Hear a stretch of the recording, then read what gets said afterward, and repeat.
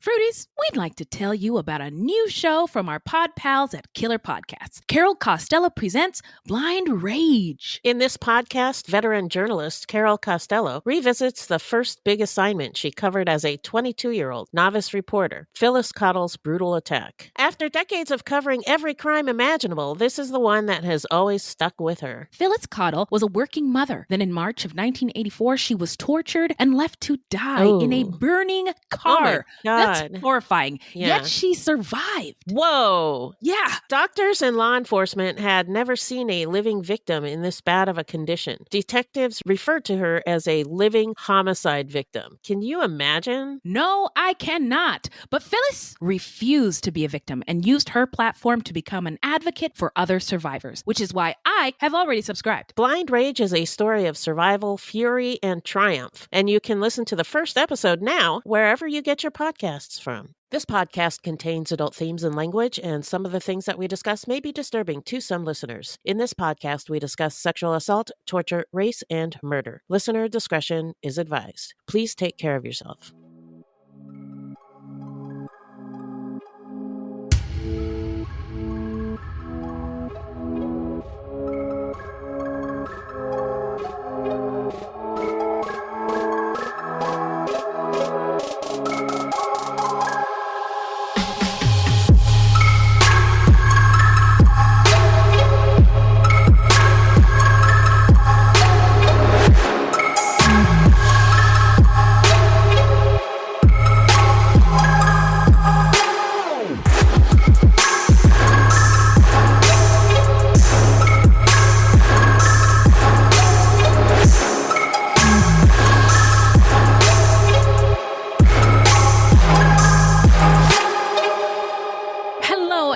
And welcome to Fruitloops, episode 193. Bienvenidos, bitches, and buiti binafi, and thank you so much for listening and being here with us. Fruitloops is a podcast about true crimes committed by people of color and those who are othered and the victims. Because contrary to popular belief, not all serial killers are straight, cisgender, white, able-bodied dudes. What? I'm telling you, it's crazy. These crimes rarely get any public attention, and that is because the news is racist, allegedly. And we are Wendy and Beth. She's Wendy, a Black Latinx woman, and I'm Beth, and I just happen to be white. She is one of the good ones. She's an ally, and we just love her. We love you, Beth. Well, thank you. I love you, too. We're not journalists, investigators, or psychologists, just a couple of gals interested in true crime. Also, the opinions expressed in this podcast are just that, our opinions. All right, so who are we talking about today, Beth? Today we're talking about Markeith Loyd, a Black man who killed his pregnant ex-girlfriend and a police officer in Orlando, Florida. Well, before we get to Florida Man and his shenanigans, how you doing? Super busy all the time, 24/7. Oh my gosh, when are we going to get a vacation, a break? Oh, but man. Speaking of which, we're having a video club coming up on the 30th of April. So when this episode drops, I think it might be the following Sunday. Ooh. And in any case, join us on Patreon, where we have literally hundreds of hours of bonus content and our video club that we meet once a month. It's for $12 plus patrons, and you can interact with us in person. We review a video and we talk about it. We BS. Exactly. It's super fun. It's fun. Yeah. So when I say don't fact check me, you can be like, excuse me, Wendy, I'm here to fact check you. So we'll see you there. Also, we have CrimeCon coming up. That's right. And that's in September. Check it out. Use our code. I think it's crimecon.com. Mm-hmm. And use our code Fruitloops. Yep. To get a discount. That's right. All right. Well, let's get into some listener letters. Right. Well, hello, angels. Thank you. Oh, my God. Wow. What's in the bag, Beth? Well, I wanted to say thank you to Mariel Morales for a 5-star review. Oh, thank you, Mariel Morales. Yeah, thank you. Yay. And we also got a message from Tulane, and they said, did you know T-Pain did a covers album? What? Yes, I did know. I heard about it. It's really good. They said I've been listening to his cover of Black Sabbath's War Pigs on a loop. His version is so good. Thought a couple of gals like y'all might get into it. Oh, yes. First of all, thank you, T-Lane. Yeah. T-Lane and T-Pain, what? And also, yeah, it is a really, really like good. That's super fun. Yeah, it's just fun. Yeah. So thank you for that shout out. Yeah. So listen, y'all, send us any questions or comments to fruitloopspod@gmail.com or leave us a voicemail at 602-935-6294. And we may feature it on a future episode. And now that I'm reading this out loud, I never say this part. I know. There you go. What was I doing? What's wrong with me? All right, let's take a quick break. And then we're going to get into the story when we come back.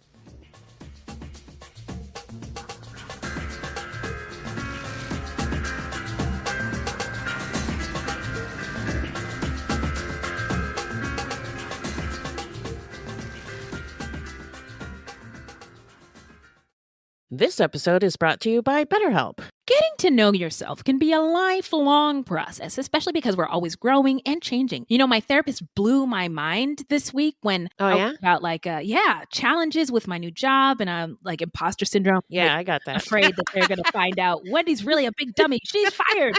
And I'm very self-deprecating because of my habit to always assume the worst while hoping for the best. Right. And she was like, Wendy, you don't need to do that anymore. Maybe it worked for you when you were a child, but it no longer serves you. So, you know, her and I have been focusing on setting goals that work. Nice. So I can have a sustainable relationship with myself that's less self-destructive. I like that. Thank you. How's it working for you? Well, it's only been 24 hours and I'm giving myself an A+. Yay! That's excellent. Thank you.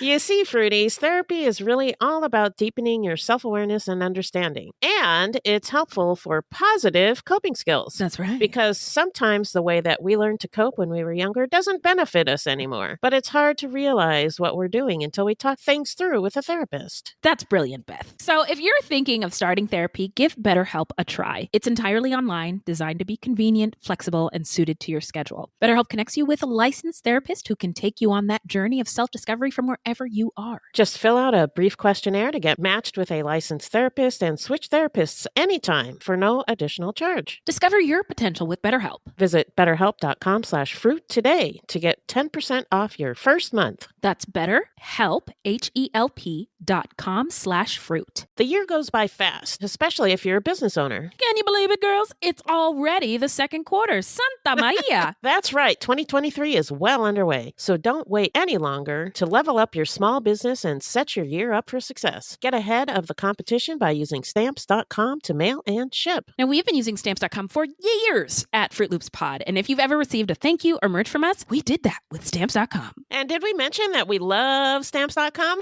Heart emoji, heart emoji, heart emoji, heart emoji. It lets you print your own postage and shipping labels right from your home or office. It's ready to go in minutes, so you can get back to running your business sooner. Stamps.com is the post office only elevated with rates you literally can't find anywhere else, like up to 84% off USPS and UPS. Plus, Stamps.com automatically tells you your cheapest and fastest shipping options. Stamps.com is a one-stop shop for all your shipping and mailing needs. It's a stress-free solution for every small business. With Stamps.com, you can get access to the USPS and UPS shipping services you need to run your business right from your computer anytime. Day or night, no lines, no traffic, no waiting.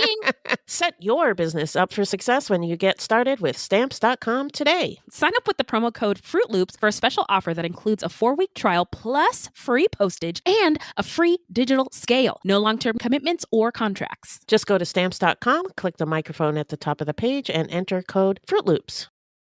Okay, we're back. And hello.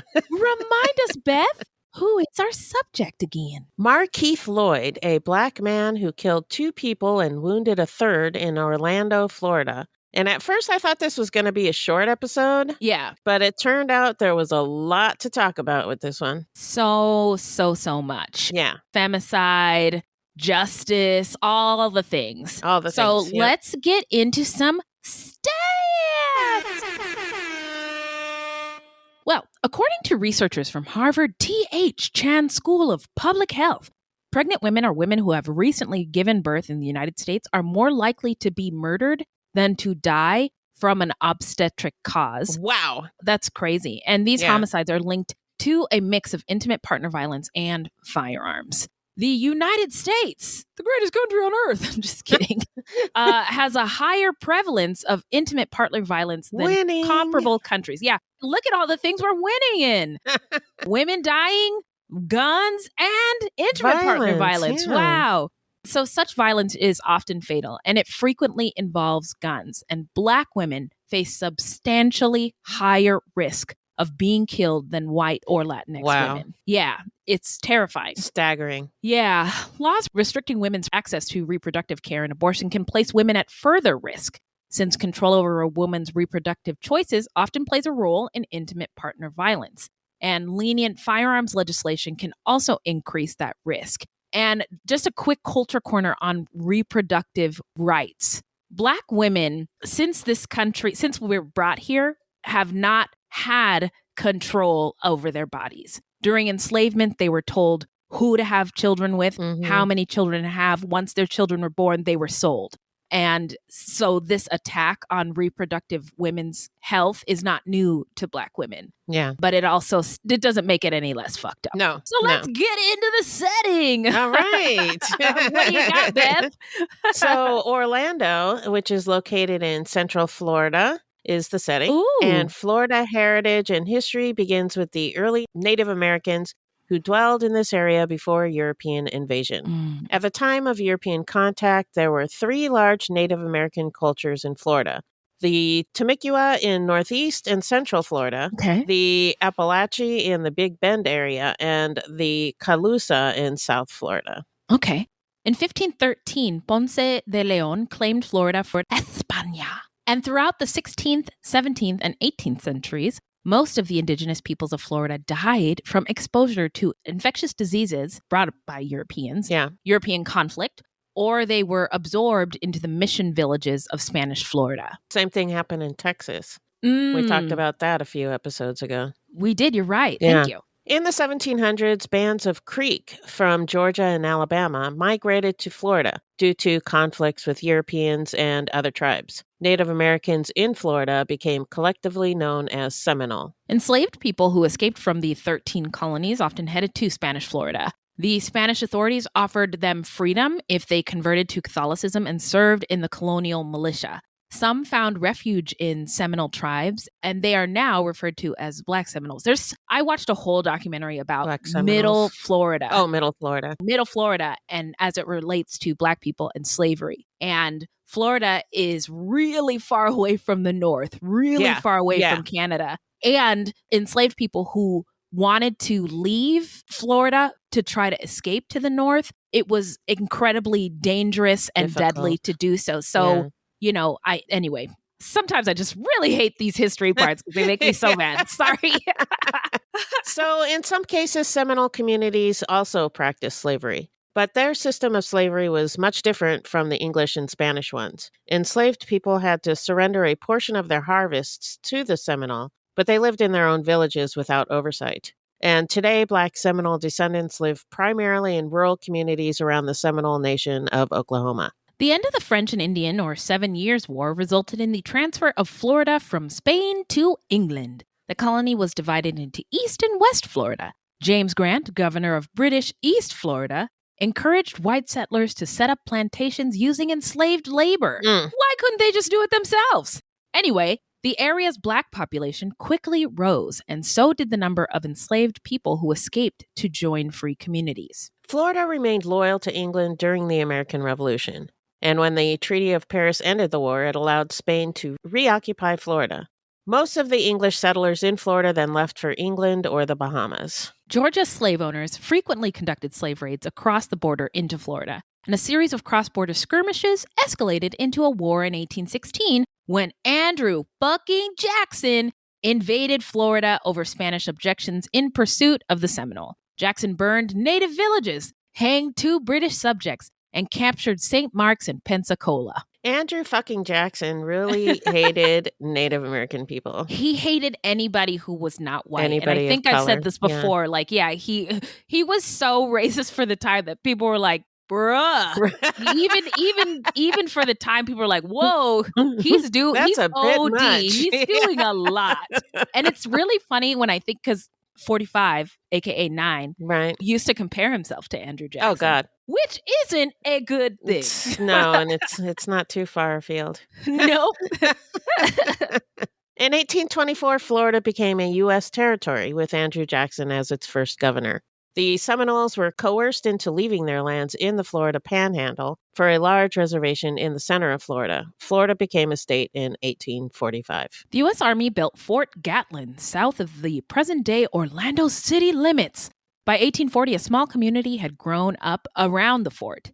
As the Fort Gatlin settlement expanded northward, the community officially changed its name to Orlando. Many of the early white settlers in Central Florida were people who came down from Georgia and the Carolinas after the Civil War. Oh, quick Culture Corner. Welcome to Culture Corner with Wendy and Beth.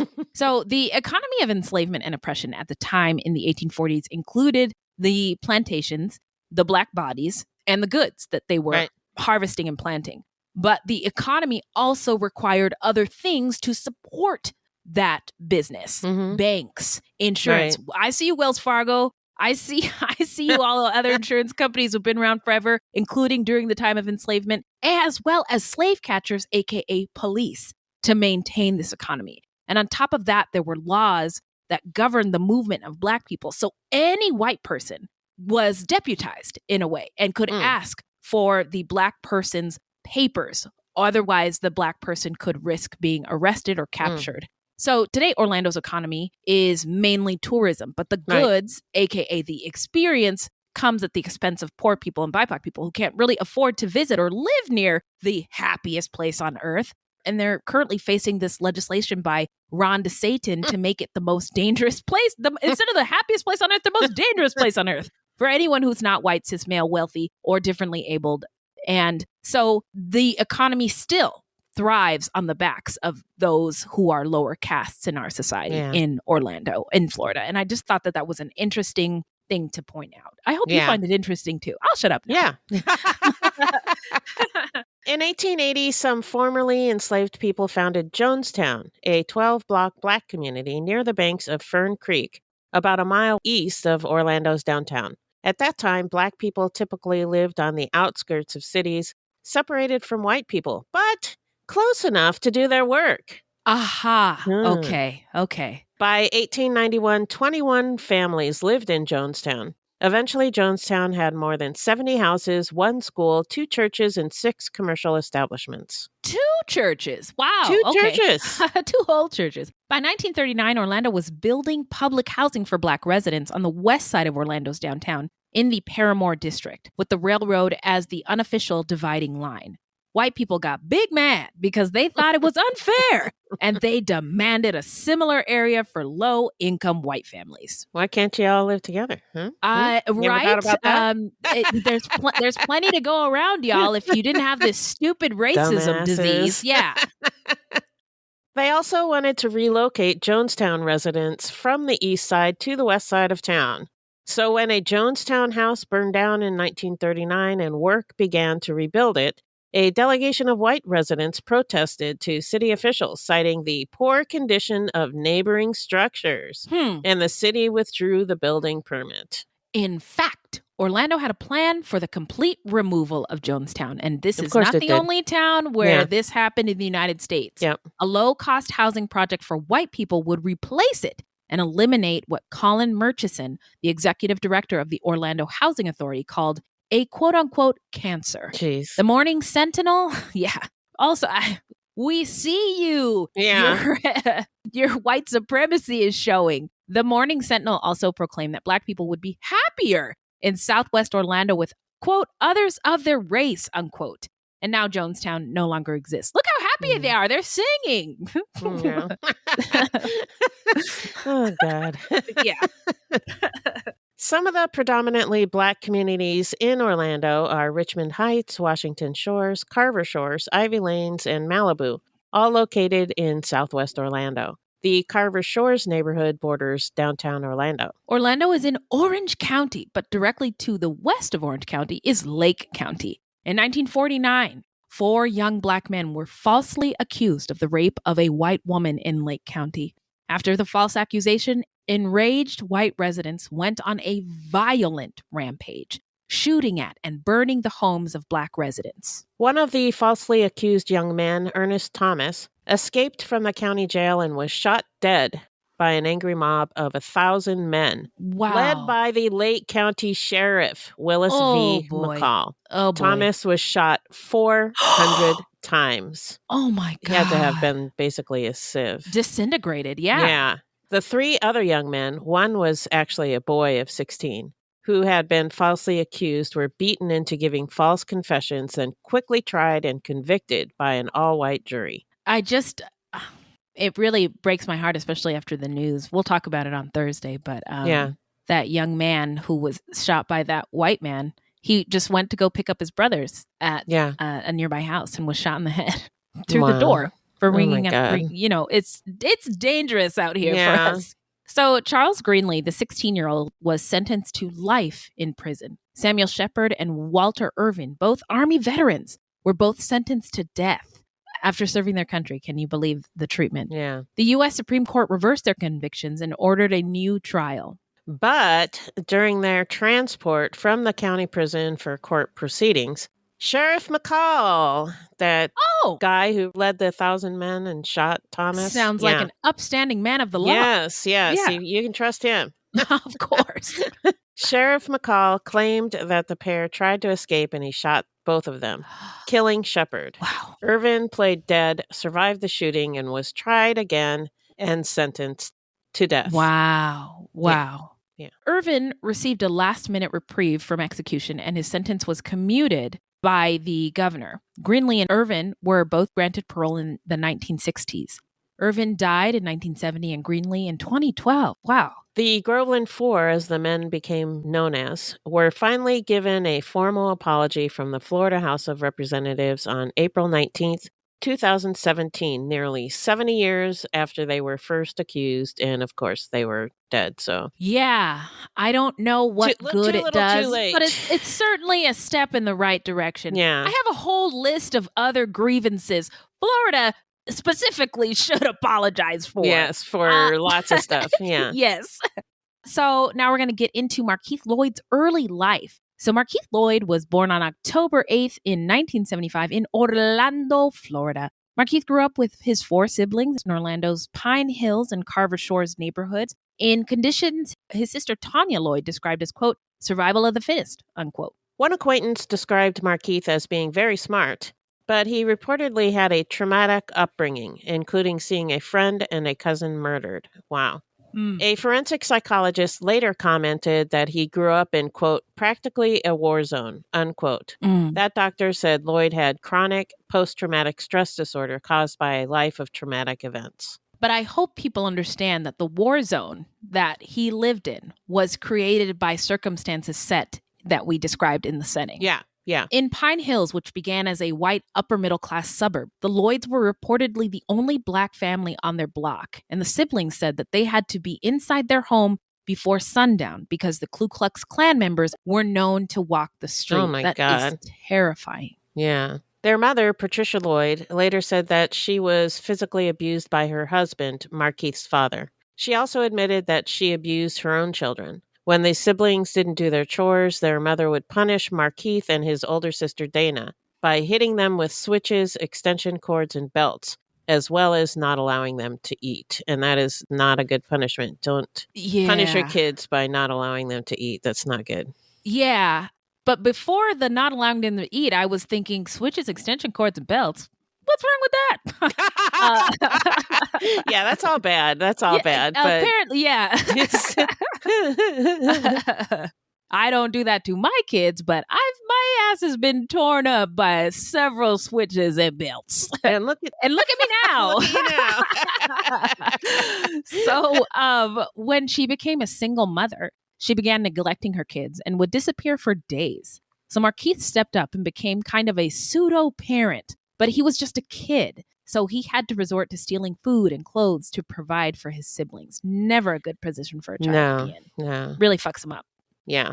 At the age of 16, he began selling drugs. According to his later defense attorney, quote, "There were two routes. You either robbed or you deal drugs, and he didn't want to rob, so he dealt drugs," unquote. Yeah, I mean, limited choices, it sounds like. So his sister Tanya described her older brother as the family's protector, saying there were times that they didn't have lights on or running water, and he would make sure those things got reconnected. And when she asked him to teach her how to be a drug dealer because she was tired of being hungry and wanted to make her own money, he said, quote, "Absolutely not. I do this so you do not have to," unquote. Members of Markeith's family said that in his youth, Markeith was very funny and a jokester. He was also generous and often took care of other people in the neighborhood who needed help. His sister Dana said, quote, "Even when he was young, he's always, if he had it, everybody had it," unquote. But Markeith's aunt, Lorraine Harp, said that one day when Markeith was still a teenager, he showed up at her house after he'd been kidnapped and beaten up, and that he became an angry person after that. According to his mother, Patricia, he lived in fear of being killed or incarcerated at an early age.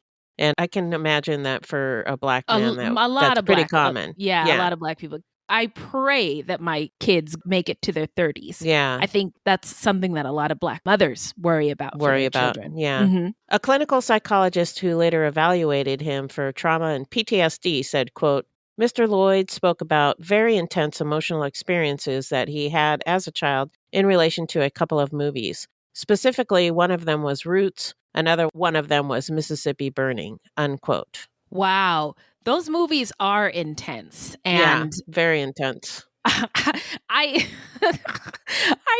Maybe this is a tangent, but after watching like Mississippi Burning or Rosewood or Roots, I'm so mad at white people. Like, I don't even want to see your face. Like, they really, like, they're good movies because they're so effective at like, inciting emotion, but they can be traumatizing. They're really based on real things that are traumatic. Right. So anyway, I don't know why I brought that up, but anyway, Loyd was arrested 20 times in Orange County beginning in 1994.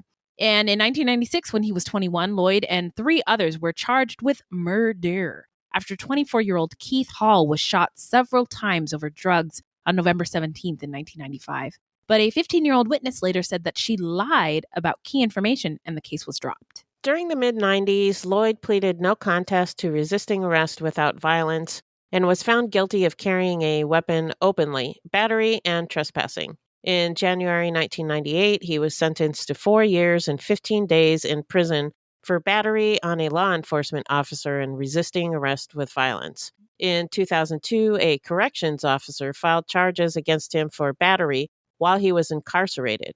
He was found guilty. Carrying a weapon openly, that's legal in Florida now, isn't it? I don't know. I don't know what their open carry laws are, but lots of people around this country carry weapons openly. And I wonder, I've been thinking about this. You know, I've talked about like in the 60s when the Black Panthers started carrying guns. That's when they started implementing gun laws. That's when they banned, exactly. I think Black people should start walking around openly with guns. That's my thought. I think if Black people infiltrated and joined the NRA en masse, that they might switch up the tune a little bit. The whole country might. I don't know. Yeah. But I have had that thought myself. Look at us. Great minds thinking alike. So according to his family, after he was released from federal prison in 2014, he became more withdrawn, though he still liked to help others. In one instance, Tanya Loyd said her brother asked her to take out a life insurance policy on him because he believed police would kill him. 3 women filed paternity claims against him from 1999 through 2001. On April 22nd, 2015, he married a woman named LaCarsha Robinson. Within 6 months, Loyd faced domestic violence charges against LaCarsha, but they were dismissed. According to police records, in 2015, LaCarsha accused him of shooting her in the leg. Oh. Wow. She originally told police that she was shot during a robbery, but later said that Loyd had shot her. And after a year of multiple domestic violence incidents, LaCarsha told police that Loyd continued to beat her. Another person who knew Loyd said, quote, "If things didn't go his way, he gets very angry," unquote. LaCarsha filed for divorce in November of 2016.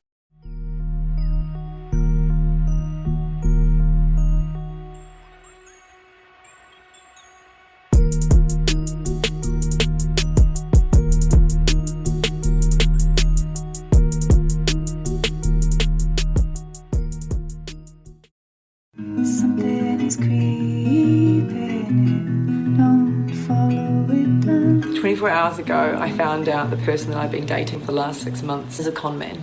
That is my sister Emma. Andrew Tonks's lies had been so convincing, she'd invested $300,000 with him. However, the tables were about to turn on Andrew. What he didn't know was that Emma had discovered his real identity. But to get any chance of justice, Emma had to act like it was business as usual. Coming up in this series. And that's when murder, all this stuff goes through my mind. I'm really, really scared. I'm assuming Sarah has watched too much Netflix and figures I've been defrauding you. Couldn't be further from the truth.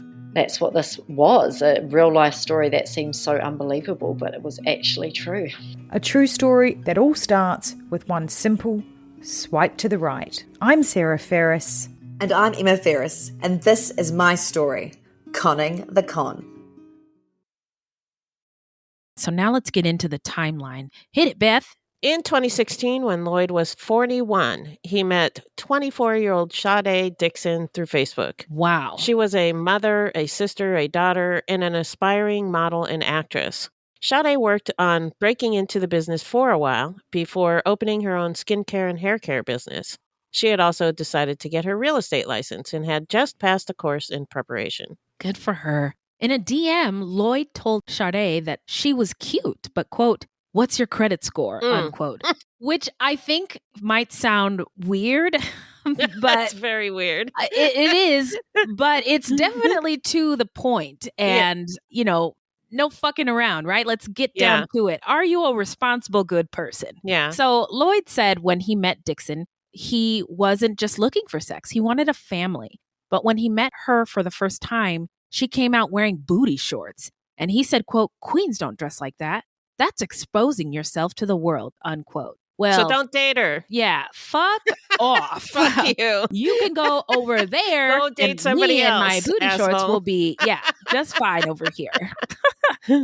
Loyd and Sade only dated for 3 months. Loyd met Sade's family multiple times and had dinner with them. She became pregnant about a month after they began dating, and she moved in with Loyd. During the time they were dating, they had multiple arguments over her marijuana smoking and the fact that she ate meat. Again, go date someone else. You don't have to be with me, sir. Now, Loyd, who did not eat meat, said, quote, "I don't believe in killing God's creation," unquote. Okay. All right. So they also argued about a Facebook Live video that Loyd posted showing him with strippers at a club. Wow. And a friend of Sade's said she had a black eye after Loyd had pistol whipped her. On December 10th, 2016, Sade moved back in with her parents in Lockhart. She didn't tell her family why she needed to move back in, but she did tell them that she'd gotten into a physical altercation with Loyd. During that fight, Loyd bit Sade on the back. Jesus. Wow. Yeah. Causing her to have to go to the doctor to get a tetanus Holy shot. shit. Yeah. If you're dating a guy and he bites you and you have to get a tetanus shot, I mean, there there are so many red flags. Yeah. And I just feel so bad about what ends up happening to Sade. Yeah. And she did break up with him. So. She did, and tried to get away.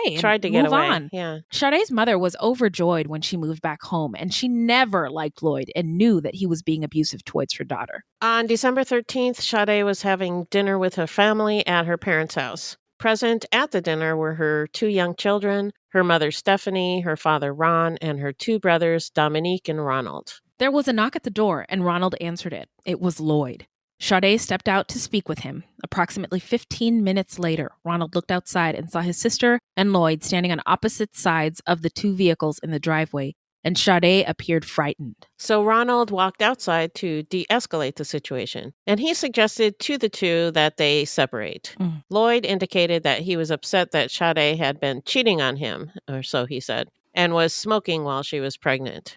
Sade stated, quote, "You want to tell them all that, but you don't want to tell them that you had a gun to my head in the backyard of Mom's house," unquote. Wow. Yeah. Ronald told Sade to go in the house, and Loyd stated, quote, nah, she ain't going nowhere right now. She ain't going nowhere. We got to talk about this. I can't walk away from this situation. We got to talk about it, unquote. As Sade moved to go inside, Ronald saw Loyd remove a firearm from the pocket of the sweatshirt he was wearing, retract the slide and chamber a round. Loyd began to fire and struck Ronald, who fell in between two pillars outside of the house. Loyd continued to fire. Sade was hiding behind some pillars during the initial gunshots. However, Loyd also managed to shoot Sade multiple times. Dominique and his mother Stephanie heard gunshots and opened the front door to find Sade and Ronald lying on the ground with gunshot wounds. Oh, that's horrifying. Yeah. Loyd shot his gun toward Dominique and Stephanie as he was running to his car, which was parked on the street. Dominique pushed his mother inside to safety and then tried to render first aid to his brother and sister. Sade suffered multiple gunshot wounds, 7 in total, to her chest, abdomen, and foot, and was pronounced dead at 9:16 p.m., 13 minutes after a 911 call was placed. Ronald was transported to Orlando Regional Medical Center in critical condition with gunshot wounds in his chest and legs. He survived. Detectives found 11 .40 caliber shell casings along the path of travel Loyd took as he fled to his car, and in the roadway where his car was parked. A 9mm handgun was also found at the scene, but it hadn't been fired. On December 14, 2016, Loyd was charged with 2 counts of first-degree murder, 2 counts of aggravated assault with a firearm, and 1 count of attempted murder. The warrant originally said Loyd would be charged with killing an unborn child by injury to the mother, but that charge was upgraded to first-degree murder. A manhunt was underway when on January 9, 2017, Loyd was recognized by a woman in the checkout line at a Walmart.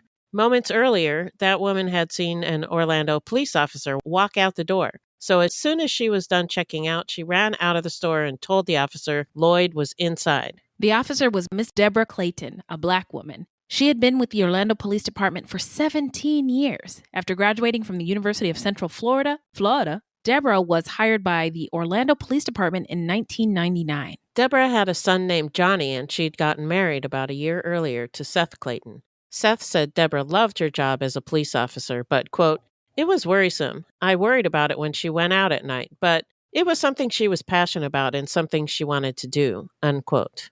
Now that's a man. Yeah, she was really well respected in the community. People really liked Miss Deborah. Yeah. So he said Miss Deborah wanted to make a difference in the communities where there was violence, and she tried to bridge the gap between people and police.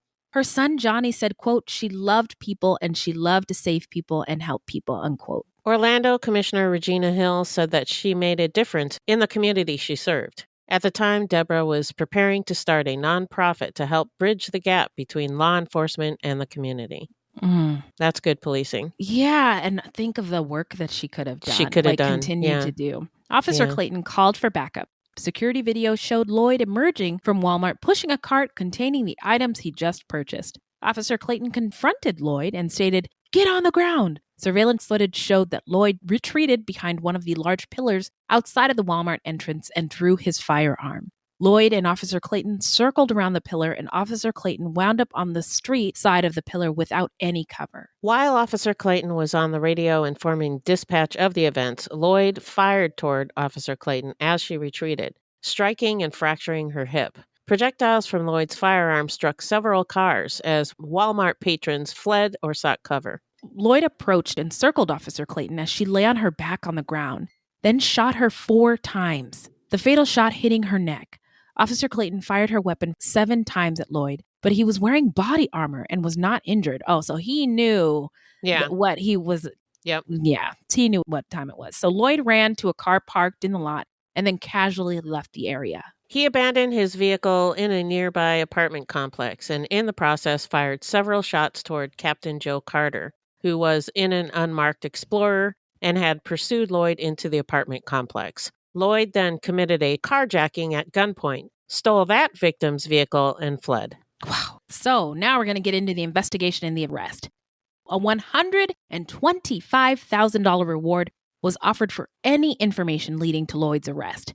It's heating up now because of that police because of the officer shooting. So he killed Sade in a pregnant woman in November, December. Yeah. And then shot the police officer in January. and that's yeah. when things heated up. So Yep. the U.S. Marshals added Loyd to the 15 most wanted list. And on January 11th, 2017, Orlando police arrested 3 of Loyd's associates and relatives, Zargi Mayan, Lakensha Smith Loyd, and Jamise Slaughter. Investigators said that the 3 were helping Loyd while he was on the run. Charges against them were later dropped and they were not prosecuted. Zargi Mayan told detectives that Loyd had been wearing a bulletproof vest since Sade's murder. Wow. Yeah. So on January 19th, 2017, after over 30 days on the run, investigators found Loyd after tracking pings from his phone. He was hiding out in an abandoned home in the Carver Shores neighborhood in Orlando. Helicopter footage of Loyd's arrest showed him in the open doorway of the home. He then dropped to the ground and began crawling across the yard while over a dozen officers watched. Loyd was injured during the arrest and taken to Orlando Regional Medical Center for treatment. Officer Deborah Clayton's handcuffs were used to take Loyd into custody. Orlando Police Chief John Mina said that Loyd resisted arrest, and he called Loyd's injuries minor. In reality, he'd been on the ground while he was repeatedly kicked by officers, and the beating resulted in several broken bones in his face and the loss of his left eye. Yeah, they beat him so hard his eye popped out his head. Yeah. And those injuries are classified as minor. Interesting. Yeah. The helicopter footage of the arrest showed that as Loyd crawled to the street, several officers rushed in, and it looks like at least 2 officers kicked at his head. However, the camera quickly pans away and does not resume another tight shot as officers continue the arrest. Chief John Mina later suggested the cameraman change the view because he was responsible for maintaining overwatch on the entire house. Yeah, right. Bullshit, nigga. It's so fucking obvious. Did you watch it? No, I did not. I did, because I was trying to figure out, like, some of the articles said that he crawled out from under the house, and other ones, it didn't make any sense to me. So I looked up the helicopter footage, and he's in the doorway, and he drops to the ground, and he crawls all the way across the yard, like he's just crawling across the yard until he gets close to the street, and then they all come rushing in. And then the camera pans away, and you know why they panned away. We're not stupid, but they act like we're stupid. And I guess it baffles me how people don't. It's so blatant. Yeah, how people it is. not see this. It's the same thing with lots of other things that happen with Black people being and police encounters by police. Yeah. I mean, you see the video, you can see it. Yes. And they tell you, well, that's because, and you know it's a lie. Yeah. And it's no wonder that Black people don't trust the police. It's no wonder. Yeah. All right, everybody. That's my friend Beth over there. Wow. Give it up for Beth. It's just hashtag nuts. be like Beth. Yeah, it is. It really is. It's so blatant. So back to the story. Here we go. Okay. Orlando Police Lieutenant Jonathan Cute later testified that he instructed Loyd to crawl towards his voice, but Loyd did not follow his instructions. He said that the way that Loyd was crawling, he believed Loyd was still concealing a firearm. So he reacted, quote, "I struck Mr. Loyd with my foot on the left side of his face. I believe Mr. Loyd would use his gun to kill myself or other officers," unquote. Loyd begged for medical attention, but his pleas were ignored. The firearms found with Loyd were a Smith & Wesson 40 caliber pistol and a Glock 17 9mm pistol. The firearms were sent to the Florida Department of Law Enforcement for analysis and matched the murders of both Sharday Dixon and Deborah Clayton. The 9mm handgun was found to have fired the shots at Captain Joe Carter. Video recorded outside of the Orlando Police Department headquarters showed Loyd with a bloody face and swollen eyes. Loyd repeated 3 times to reporters outside, quote, "They beat me up," unquote. That same video shows John Mina smiling at reporters as he walked into the building. Yeah. See, I watched that video of him being walked in and into the interrogation room. I didn't notice the smiling, but I'm going to have to go back and look. Look at it. Yeah. Yeah. Ooh. I don't know what to say. So Loyd told detectives that the fatal shooting might not have happened if Officer Clayton, quote, had waited for backup. She pulled her gun out first, unquote. Bullshit. When asked by detectives about the killing of his ex-girlfriend, Sharday Dixon, Loyd claimed self-defense. Whoa. Nothing is ever this guy's fault. Wow. Yeah. During an initial hearing on charges related to his ex-girlfriend's death, Loyd went on a profanity-laced rant, accusing authorities of making up allegations against him. It ended when he said, "Fuck you" to the judge. Oh, my That's God. never a smart decision. You shouldn't do that. Yeah. A day later, he went before the same judge on 5 new charges filed against him in Clayton's death.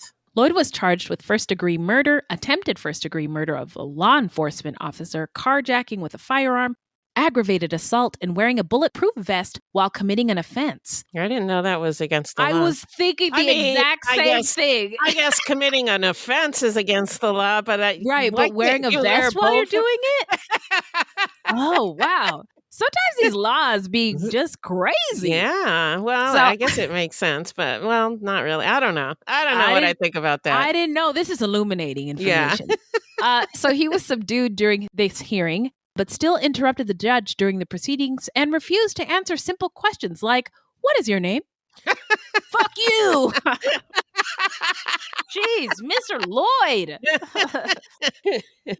At a news conference, Orlando Police Chief John Mina, this guy, called Loyd a, quote, violent, dangerous, and unpredictable person, unquote, and said officers showed, quote, unquote, incredible restraint during the arrest. And then did the audience bust out laughing? We see you. So the 4 officers who beat Loyd were eventually cleared of criminal wrongdoing and exonerated of using excessive force. A state attorney's review found that Orlando police officers were justified under Florida's stand your ground law in their use of force during the apprehension of Loyd. Stand your ground? He was crawling. Yeah. Wow. Florida. Fucking Florida. Florida is Florida-ing. Yeah. Orange County Deputy Norman Lewis also died during the manhunt. Lewis was aiding in the search for a few hours after Clayton was shot when he was fatally struck by another vehicle while on his service motorcycle. Oh, wow. Okay.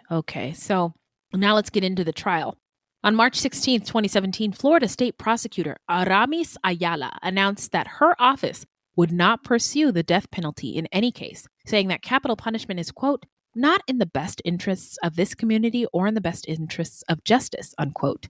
She was elected in November 2016 and served as the chief prosecutor from 2017 to 2021. Following Ayala's decision not to seek the death penalty, a white employee of the Seminole County Clerk of Courts wrote on Facebook that Ayala, quote, should be tarred and feathered if not hung from a tree, unquote. Wow, that language is disgusting. Yeah. Florida's House of Representatives, Sean Shaw, responded, quote, it's 2017 and the newly elected state attorney was threatened with a lynching. That's why we're here today. The death penalty is a link to the sordid past of Florida where lynching was used to terrorize our community, unquote. The court's employee subsequently resigned. Not fired?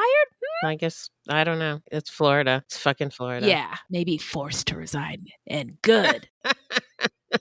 In reaction to Ayala's decision, then Florida Governor Rick Scott, who never bothered to speak with Dixon's family, removed Ayala from the case and replaced her with a special prosecutor. And Scott subsequently issued executive orders removing Ayala from at least 26 other homicide cases. Wow. We see what you're doing. Yeah. And Ayala seemed to be on the right track. Like, let's pursue justice. We just don't have to kill people. Yeah. And man, Florida really wants to kill people. Wow.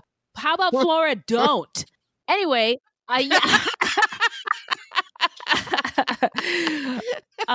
Ayala, a Democrat and Florida's first Black elected state attorney, was removed by a white governor and replaced with a white Republican prosecutor from neighboring Lake County, which was known for the lynching and wrongful use of the death penalty against the Groveland Four.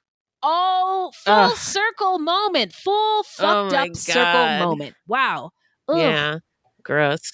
The Florida Legislative Black Caucus joined more than 100 lawyers and legal experts and the parents of murder victim Sade Dixon in urging Governor Scott to rescind his order. Representative Sean Shaw highlighted the racial history implications of the governor's actions, saying, quote, "Clearly, all the data and all the studies show that the death penalty is applied with racial bias, particularly in Florida. This is still the case and has always been the case. And by standing against the death penalty, State Attorney Ayala is standing with communities of color," unquote. Curious whatever happened to State Attorney Ayala. Well, you'll find out. Oh, yay! So the parents of Sade Dixon supported State Attorney Ayala's decision not to subject them to the ordeal of extended death penalty proceedings and opposed Governor Scott's decision to remove her from the case. Ron Daniels, Sade's father, said, quote, "Life, no chance of parole, we get closure. But now if you give him the death penalty, he comes back. Every time he appeals, this family or any family has to relive that case all over again," unquote.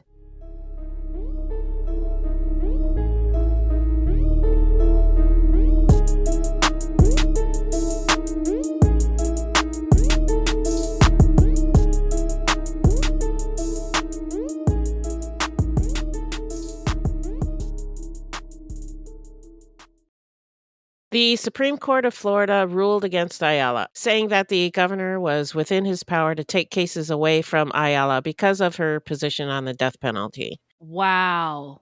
In May 2019, Ayala stated that she would not seek re-election as state attorney. Aramis Ayala is currently running for attorney general for the state of Florida. Wow. Yay. Well, attention fruities in Florida. Yep. By the way, one of my tips on how not to get murdered has to do with being involved in local government, right? Oh, okay. So in 2019, the defense asked for a competency hearing for Loyd, claiming he was exhibiting signs of paranoia and delusional thinking. The request was granted after Loyd spoke nonstop for more than 20 minutes, claiming his innocence and saying he loved Dixon and wouldn't hurt her. But he did, though. And when Loyd was ordered to undergo an evaluation, he said, quote, "I ain't talking to nobody. I ain't crazy," unquote. Well, you sure look like it. In October 2019, Loyd was found competent, and he went on trial for the murder of Sade Dixon. A clinical psychologist testified that Loyd was convinced he was a slave, and the police officers and prosecutors were his slave masters and were trying to kill him. Loyd testified during his trial, saying that he went to Sade's house that night to convince her not to get an abortion. He insisted that Sade was the one who confronted him with a gun during their argument. Wow. On October 16th, 2019, the jury began deliberating shortly after 1 p.m. and rendered a verdict in about 4.5 hours. Jurors found Loyd guilty of the murder of Sade Dixon and attempting to murder 3 of her family members during the shooting. During sentencing, Loyd's defense attorney, Terrence Lenneman, argued that his client had developed a significant delusional disorder because of his life experiences, including his abusive father abandoning the family, facing racism, and trouble in school. Loyd's attorney told jurors that they must also weigh the mitigating circumstances of Loyd's life, including a diagnosis of post-traumatic stress disorder and delusional disorder that affected his mental health. Jeffrey Colino, a forensic neurologist, told jurors he found Loyd's brain had scarring, likely due to physical trauma, and that during the exam, Loyd displayed delusional thinking and paranoia. He said he diagnosed Loyd as having organic psychosis and executive dysfunction syndrome. On October 23, 2019, a Florida jury rejected the death penalty, imposing a life sentence on Markeith Loyd for the killings of Sade Dixon and her unborn child. The special prosecutor had sought the death penalty over the objection of Dixon's family, who had supported Ayala's decision to decapitalize the case. Then in October of 2021, Loyd was put on trial for the murder of Deborah Clayton. It's been reported that the jury selected was racially diverse. In his opening statements, Loyd's defense attorney, Terrence Lenneman, said that his client is a mentally ill man who has always believed the police were out to kill him. Lenneman told the court that Officer Clayton fired first and that Loyd was acting in self-defense. Loyd was found guilty on 5 charges: first-degree murder on a law enforcement officer, attempted murder on a law enforcement officer, aggravated assault with a firearm, carjacking with a firearm, and possession of a firearm by a convicted felon. During the penalty phase of the trial, several witnesses testified, including Loyd's daughter, Kiana Loyd, who said she and her daughter care for him very much and asked the jury to spare his life. The defense said Loyd had a delusional fear the police were out to kill him. Delusional? Yeah, I don't know if that's delusional. Yeah, I don't know about that. Loyd did not testify during this penalty phase of the trial. On March 3rd, 2022, the jury voted unanimously to sentence Markeith Loyd to death for the murder of Orlando police officer Deborah Clayton in 2017. Deborah Clayton's family members said they believed that the jury's decision was the right one, even though they knew it was a decision that wasn't easy to make. Members of Loyd's family said they did not want to comment, but his attorney, Terrence Linneman, summed up his reaction, saying, quote, "There were no winners in this case, no winners," unquote. So let's get into where are they now? Tell us, Beth. The Dixon Daniels family launched a nonprofit organization to honor their daughter Sharday Dixon's memory. Her mother, Stephanie Dixon Daniels, said, quote, "We want to empower women who are in a domestic violence situation and to make them aware of the gun violence," unquote. Sharday Dixon left behind 2 beautiful children. Deborah Clayton is survived by her husband and son. She was posthumously promoted from the rank of Master Sergeant to the rank of Lieutenant. Her son, Johnny, at a memorial said, quote, "Everything she worked for, she died for. She loved people, and she loved to save people and help people," unquote. Orlando Commissioner Patty Sheehan said Deborah Clayton, quote, "was love," unquote. Loyd is currently incarcerated at the Union Correctional Institution in Rayford, Florida. He appealed his death sentence in 2022, and the Florida Supreme Court will hear oral arguments in May of this year. Wow, coming up. Yep, coming up. All right. Well, that's it for the story. Let's get into our takes and what we think made him snap. What do you got? Well, his childhood was not great. Nope. No. Having to care for his siblings at such a young age, that has to take a toll on you. Then, out of necessity, stealing, selling drugs, and all the anxiety and violence that brings, plus jail time, all that stuff is not good for a growing young person. So I think he got pretty fucked up when he was young. I'll say. Yeah, yeah. His behavior towards women was disgusting. Yeah. He had to control their every move. And I kind of get why he became that way. Really? Because when he was young, he was the one in control. And he had to be in control because there was no parents around. Right. And as a kid at a young age, I think it just all got twisted and fucked up inside of his head. Yeah, the wiring might have got messed up because of the situation he was in. Yeah. Right. But it's still disgusting. Yes. The way he treated women. Agreed. And then, if you didn't guess, it was appalling to me to read about how the police beat Loyd. I mean, we may not care about this particular guy because of the horrible things that he did. Yeah. But that's no excuse for police brutality. Right. If it can be done to him, it can be done to anyone. Literally. Yeah. And if that doesn't bother you, then there's something wrong with you. Yeah, I'll say. Listen to Beth. She's wise. And how the camera panned away and the police chief made excuses. And as I said earlier, it's so fucking obvious. Yeah, the camera is literally the Bart Simpson meme going into the bushes. Yeah, really. You could do an SNL skit about it. It's so fucking ridiculous. Yeah. And you have to get away with it time after time. And then we wonder why does the Black community not trust the police? And how did OJ get away with murder? Because the Black community doesn't trust police. Oh, yeah. It's not good for anyone. It's a vicious cycle and it's just wrong. Oh. People in authority should do better. They should not be beating people. They should not be getting angry and beating people when they arrest them. They should be above that. All they had to do was arrest him. Arrest him. That's all they had to do. Right. And he was just crawling on the ground.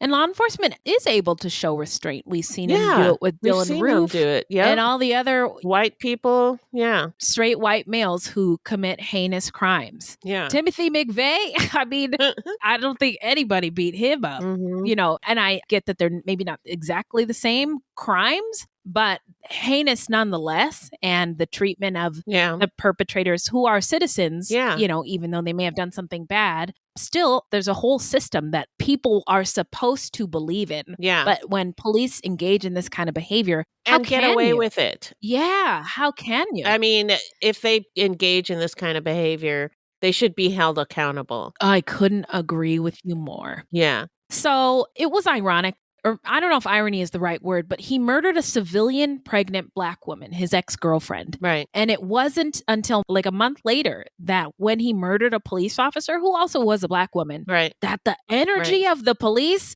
like went through the roof. Yeah. To the point where they caught this man and beat his eyeball out his whole fucking head. Yeah. And I think that his attorney was on to something. And I agree with you, Beth, that his upbringing, racism, trouble in school. Remember, he got his ass kicked. Yeah. Really he intensely. Got kidnapped. Yeah. Kidnapped. Yeah. So a lot of instances of trauma. Yeah. And then seeing a friend and a cousin murdered. Right. And, growing up, having to dodge the KKK. Yeah. I get how that can mess with you internally. Right. And the neglect, he developed into a protector by any means necessary.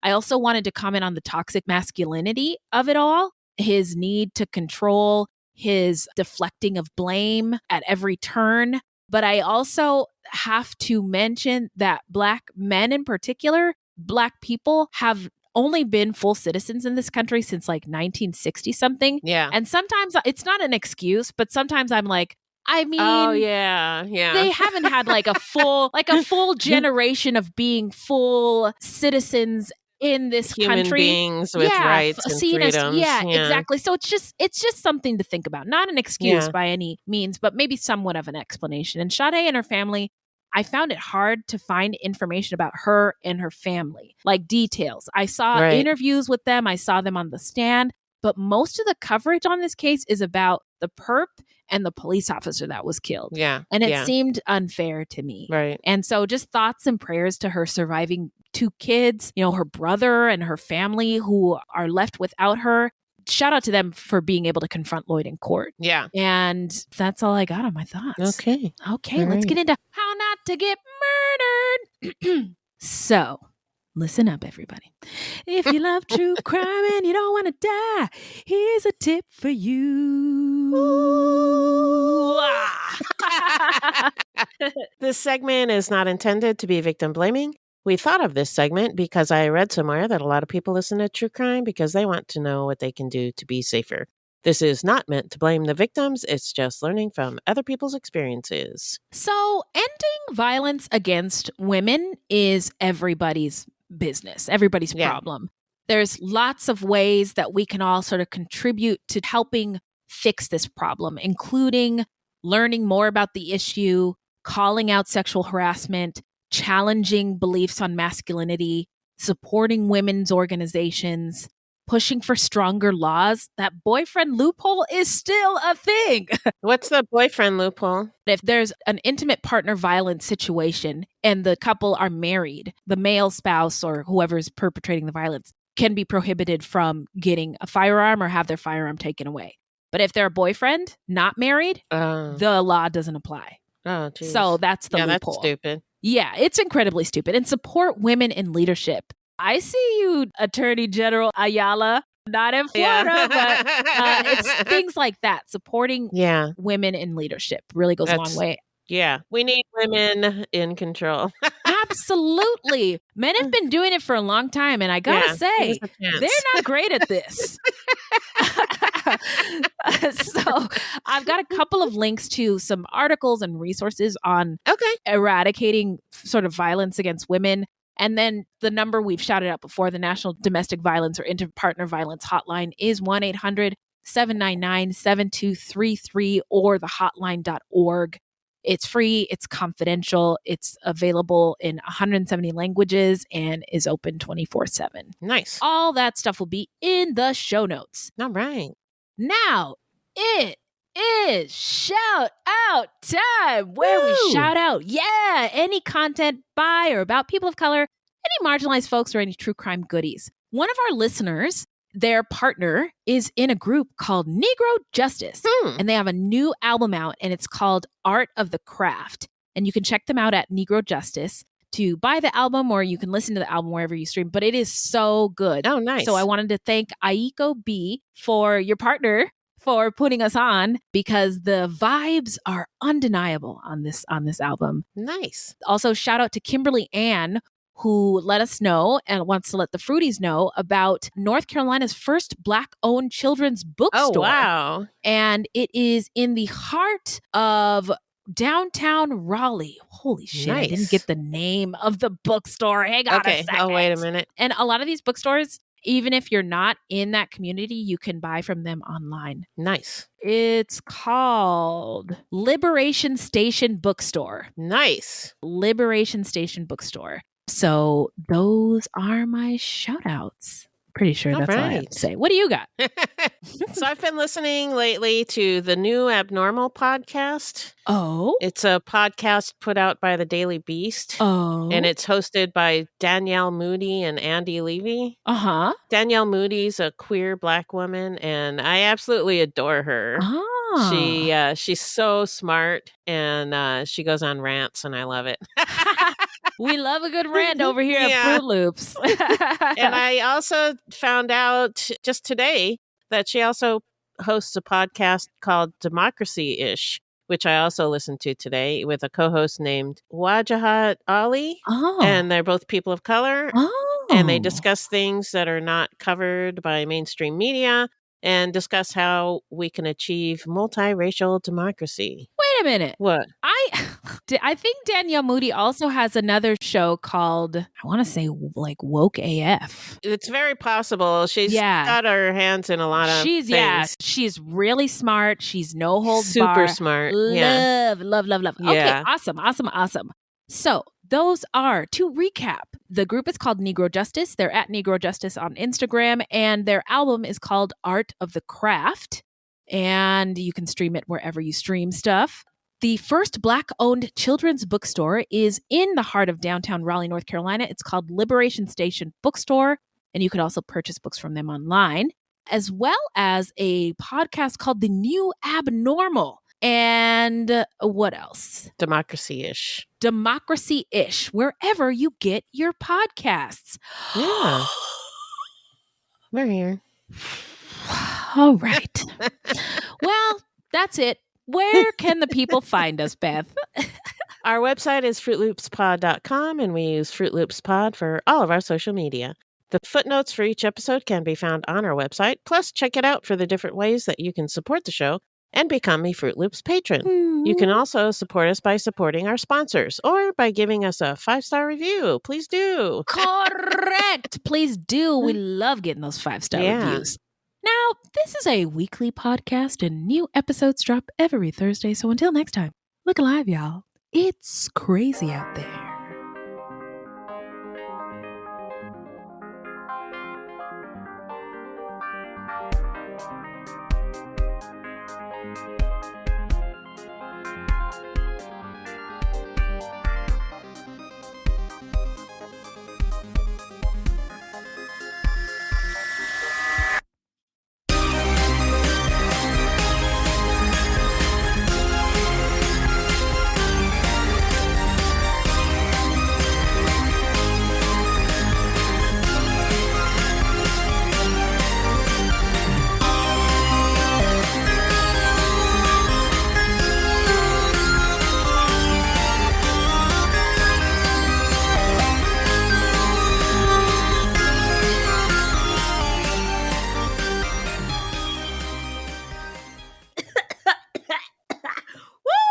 I lost my place. What's wrong with me? All right. This is your brain on drugs. My brain feels like scrambled egg, but I'm not on drugs. You shouldn't do that. Yeah. Your white supremacy is showing. Why can't you all live together? Huh? Right. Never thought about that?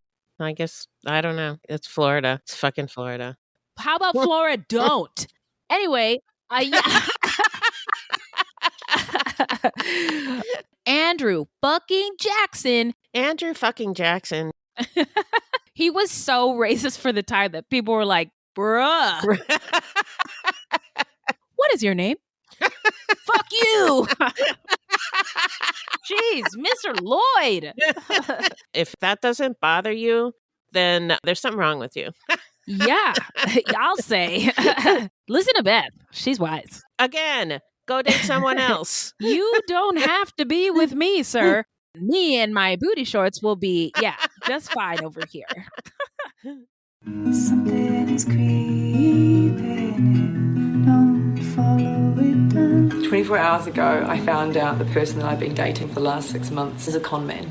That is my sister Emma. Andrew Tonks's lies had been so convincing, she'd invested $300,000 with him. However, the tables were about to turn on Andrew. What he didn't know was that Emma had discovered his real identity. But to get any chance of justice, Emma had to act like it was business as usual. Coming up in this series. And that's when murder, all this stuff goes through my mind. I'm really, really scared. I'm assuming Sarah has watched too much Netflix and figures I've been defrauding you. Couldn't be further from the truth.